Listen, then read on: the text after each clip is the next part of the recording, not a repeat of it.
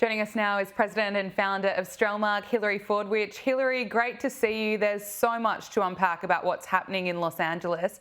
Gavin Newsome is now suing Donald Trump for sending in the National Guard at a time of lawless riots and violent attacks on law enforcement in LA. But for the past few days, all we've really been hearing from Democrats and the mainstream media is that these protests are peaceful. I mean, come on. Can I get your reaction to all of this? Well, great to be back with you again, Gabriella. You're absolutely right.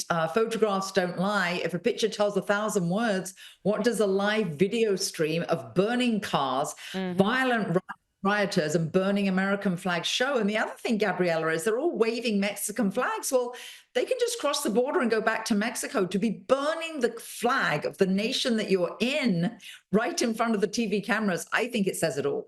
Absolutely. And look, Donald Trump said it would be a great thing if Border Czar Tom Homan arrested Gavin Newsome, and Trump was asked about this today. I would do it if I were Trump. I think it's great.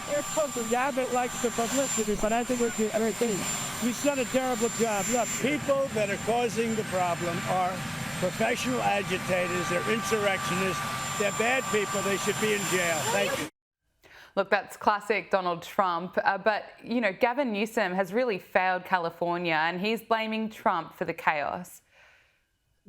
Yes, I'd actually like to have a taxpayer from Los Angeles say on camera, I am really glad to pay my taxes so that illegals can come into my town, burn my town down, you know, be violent against the police officers, burning police officers' cars and spitting at them. I can't imagine any sane taxpayer ever saying that, Gabriella. So I think President Trump, again, just like with the election, when he received a mandate to deport illegals, I think this is actually ironically turning more Californians probably away from the Democratic Party. That's what we've seen. And now they say that if it wasn't for actually the cities in California, the rest of California would be Republican. Yeah, that's a very good point. And look, these protests are against the ICE raids. And although violent protesters have been targeting ICE agents, attacking their vehicles, causing absolute mayhem, this weekend, ICE agents were successful in detaining several criminal illegals. And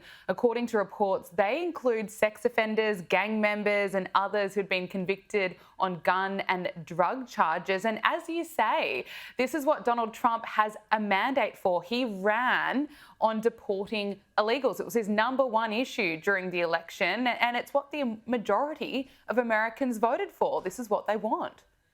Yeah, you're absolutely correct. And what I always like to do is look at the source of what is the source of a poll. It was very interesting. The legacy media, ABC and CBS and CNN, they even had to report the numbers that this is what the American public wanted. And the screenshot you just had up a moment ago was very good, Gabriella, because it showed the rap sheets of these illegals. These aren't just people coming because they need a job and want to have safety from some kind of war. No, they're violent criminals.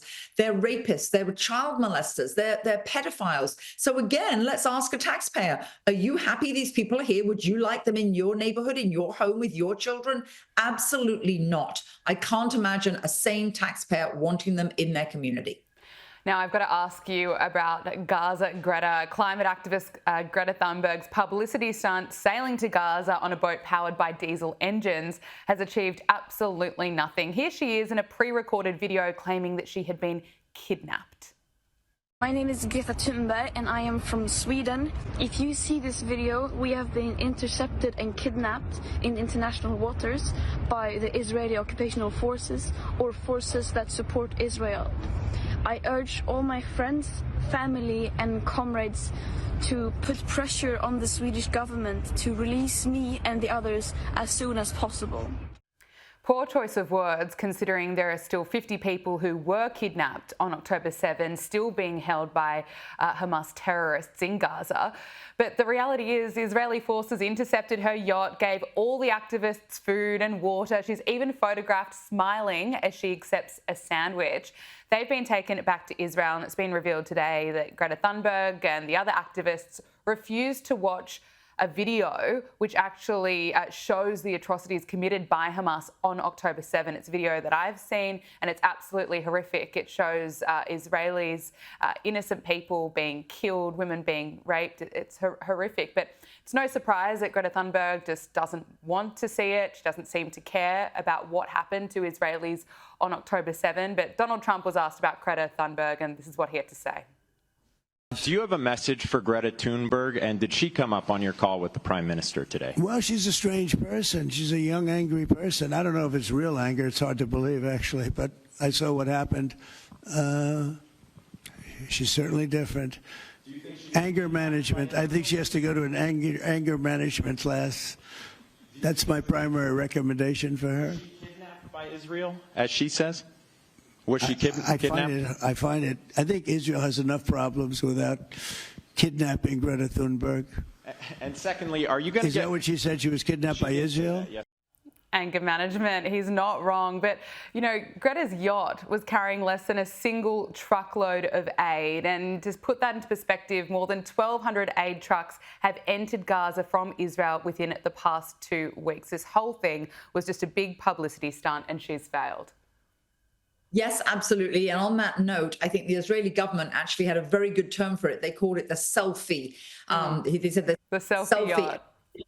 Yeah, the selfie yacht. The show is over, is what they said. I thought it was very well chosen words, very succinct, and said it all. Also, you referred to her with her smiling face. Yes, actually, the Israelis provided sandwiches and water to all of them. No, they weren't kidnapped. That was a pre-recorded video she made. So you're absolutely right. I think this is abhorrent, and particularly that she refused to watch the video. That was the 45-minute video that many journalists, such as yourself, many have seen. Defense minister in Israel said before they're allowed to go back to Sweden, they should watch this video. The fact that she refused, like you made the point, does she absolutely not care about reality? And last but not least, what about her dire concerns about the environment? What was the carbon footprint of this trip, and what about that? So that's actually, I suppose, been solved all of a sudden. Yeah, isn't that funny? All of a sudden she doesn't care about that. Look, there's been so much news around, but it was actually just only a few days ago, it's hard to believe this, that the president and the world's wealthiest man, Elon Musk, were fighting like cats and dogs. Now, it appears as though Elon Musk is trying to make an effort to really smooth things over. He's deleted that tweet linking Trump to the Epstein files, and he's now been resharing the president's posts on X showing support for Donald Trump's handling of the anti-ICE riots in LA. He's also been sharing JD Vance's posts. So what are your thoughts on this? Is this Elon Musk, I suppose, sucking back up to the president? And do you think that this relationship can be repaired? Well, we'll put it this way. For the good of America, I really hope so. I think it's a great pity they had a falling out. There was a time there, you talked about fighting like cats and dogs, and I thought it was like two little schoolboys actually in the playground throwing stones at each other. I will say, actually, though, not that this was planned. Obviously, it wasn't. But if it was, there wasn't a way really to do two things, unintended consequences, Gabriella. Number one, Elon Musk actually made Trump take the high road.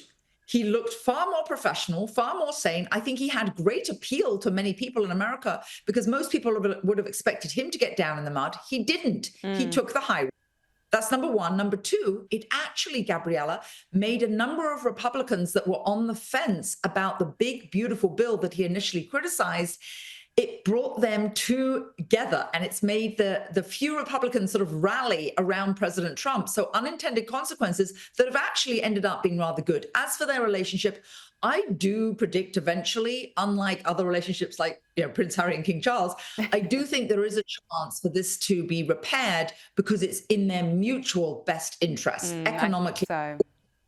Yeah, I agree with you. They are both patriots, and I think a lot of Americans would like to see that relationship repaired. But it's interesting watching this play out. So many Democrats were so fearful of their relationship, thinking that Elon Musk, had too much influence over President Trump, and he has proved them all wrong, that he is, of course, in charge and he cannot be bought. I have to ask you about this story. A Chinese national has been arrested and charged for allegedly trying to smuggle biological materials from Wuhan into the US and then lying to federal agents about it. Chong Xuan-Han was taken into custody at Detroit Metropolitan Airport after arriving from Shanghai. She's been charged with smuggling goods into the US and making false statements. And she's the third Chinese scientist charged in recent weeks with smuggling illegal biological materials into Michigan. I mean, what more can you tell us? Yes, no, I think this is absolutely ghastly. And actually, it's very scary because this is not the first attempt, Gabriella.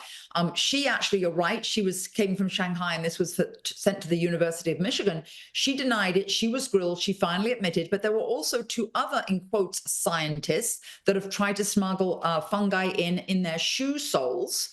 So this is not the very first incident. The other thing is, and this is something sort of related that President Trump has been putting his foot down about, is these Chinese that are over here.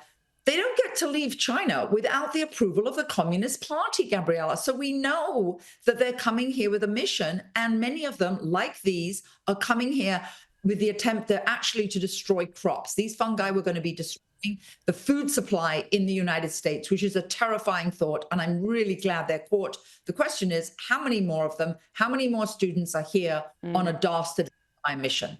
Yeah, very concerning. Hilary Fordwich, thank you so much for your time. Great to speak with you. A pleasure, Gabriella.